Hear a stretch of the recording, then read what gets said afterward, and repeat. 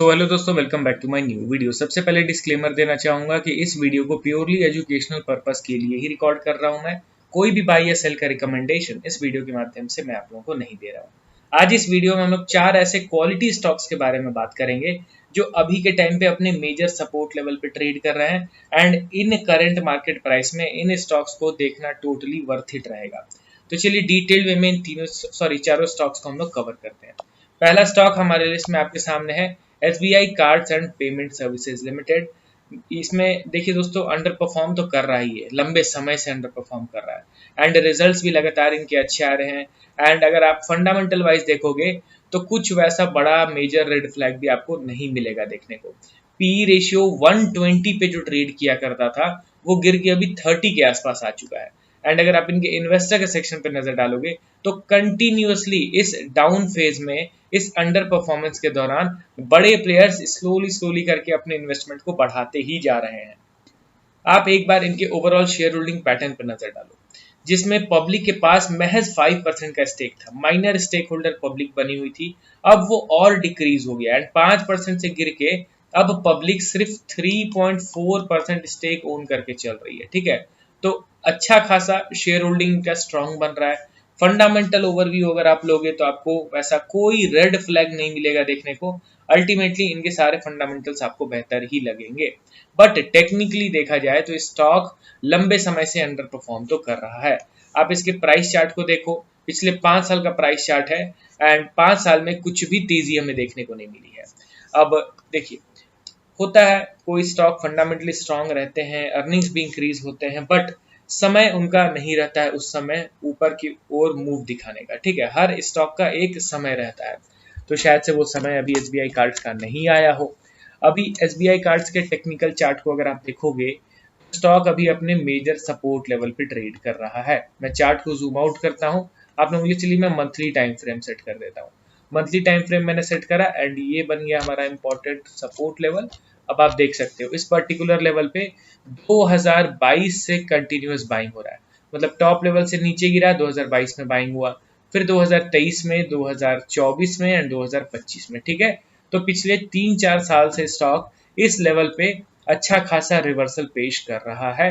तो ये एक मेजर सपोर्ट लेवल है एंड जिस हिसाब से इनका वैल्यूएशन अभी चल रहा है, अंडर वैल्यूड है, अर्निंग्स लगातार बढ़ रहे हैं, शेयर होल्डिंग पैटर्न में भी जबरदस्त खरीदारी हो रही है FIs एंड DIs के द्वारा।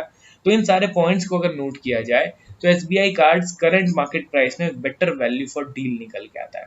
क्योंकि देखिए दोस्तों, ऑलरेडी ये लंबे समय से अंडर परफॉर्म कर रहा है। अगर ये इस सपोर्ट लेवल का ब्रेकडाउन भी करता है तो फर्दर यहाँ से और 50% 60% का करेक्शन हो जाए, इसके चांसेस कम रहेंगे। जो स्टॉक पीक लेवल पे ट्रेड कर रहा होता है ओवर स्ट्रेच होने के बाद, तो उसमें करेक्शन के चांसेस ज्यादा रहते हैं कि नहीं भाई, बड़ा करेक्शन हो सकता है। बट स्टॉक जो ऑलरेडी इतने लंबे समय से कुछ परफॉर्म किया ही नहीं है, ये अगर गिरेगा तो कितना ही गिरेगा, समझ रहे हो ना। तो इस स्टॉक को आप थोड़ा नजर रखिए, अपने मेजर सपोर्ट लेवल पे ये ट्रेड कर रहा है। अब चलिए बढ़ते हैं हम लोग अगले स्टॉक की ओर। हमारे लिस्ट में आपके सामने है टाइटन कंपनी लिमिटेड। करेंटली 4039 के लेवल पे ट्रेड कर रहा है 3.5% के तेजी के साथ।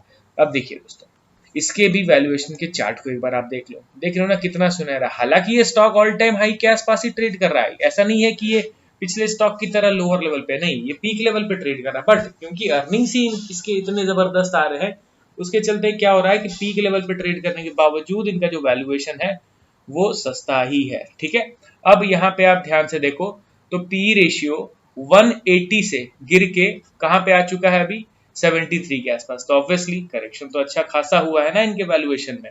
अब टेक्निकली अगर आप इसके चार्ट को देखोगे तो आपको पता चलेगा कि क्यों मैं इसको अपने इस वीडियो में कवर कर रहा हूँ।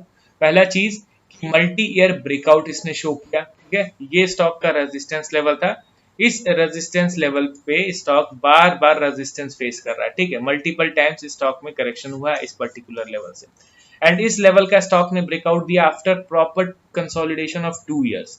2 साल के कंसोलिडेशन के बाद स्टॉक ने ब्रेकआउट दिया, फिर ये नीचे की ओर गिरा एंड एग्जैक्टली उसी लेवल पे, यानी कि जो ब्रेकआउट का लेवल था उसी लेवल पे बार बार यहाँ से बाइंग हो रहा है।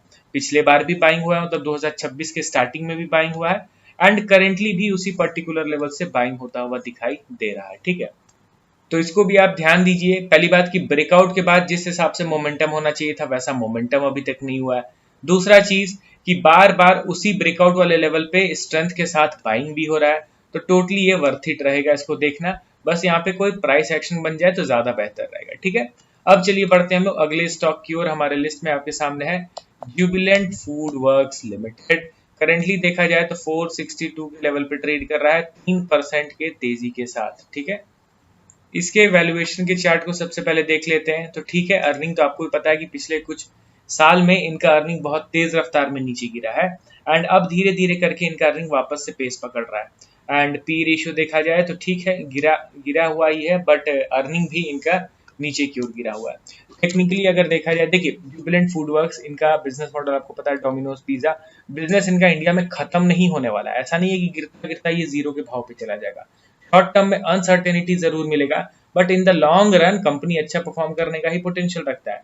एंड ये चीज मैंने इसके पास्ट परफॉर्मेंस से ही देखा है। अगर आप इसके पास्ट के चार्ट को देखोगे तो आपको खुद पता चलेगा कि किस हिसाब से वोलेटाइल जरूर रहता है शॉर्ट टर्म में, बट एट द एंड बड़े टाइम फ्रेम में 10 साल 15 साल के टाइम फ्रेम में ये डिसेंट रिटर्न्स देने का पोटेंशियल रखता है। ये पास्ट में भी हम लोगों ने देखा, आगे भी इसी तरीके का ये क्षमता रखता है। अभी आप देख सकते हो तो ये स्टॉक अपने 2022 के मेजर सपोर्ट लेवल पे आ गया है। ऑल टाइम हाई से ऑलरेडी अच्छा खासा गिर चुका है and currently major support level पे ट्रेड कर रहा है। तो थोड़ा सा इस स्टॉक को भी आप अपने रडार पे रखिए। एंड लास्ट स्टॉक जो है वो सपोर्ट पे ट्रेड नहीं कर रहा, बट एक जबरदस्त ट्रेंड रिवर्सल पैटर्न क्रिएट हो रहा है। इसके लिए इस स्टॉक को मैं अपने वीडियो में कवर कर रहा हूँ। नाम है इसका ग्लैंड फार्मा।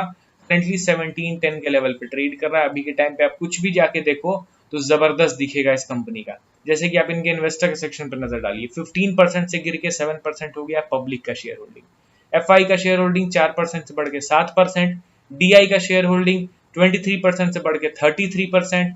तो सारी चीजें इनके ये बताती हैं कि अभी एग्रेसिवली बिग प्लेयर्स का इन्वेस्टमेंट बढ़ रहा है। एंड ऑल टाइम हाई से गिरने के बाद यहाँ पे एक जबरदस्त बेस भी बन रहा है। एंड बेस भी दोस्तों ऐसा नहीं कि 2 महीने 3 महीने का बन रहा है, प्रॉपर यहाँ पे 3 साल का बेस क्रिएशन हो रहा है, ठीक है। तो 3 साल का बेस क्रिएशन ऑब्वियसली ये बहुत बड़ा ही है। बस इसमें मौका सही आपको देखना है, ठीक है। ये मेरा मेजर रेजिस्टेंस लेवल है, ठीक है।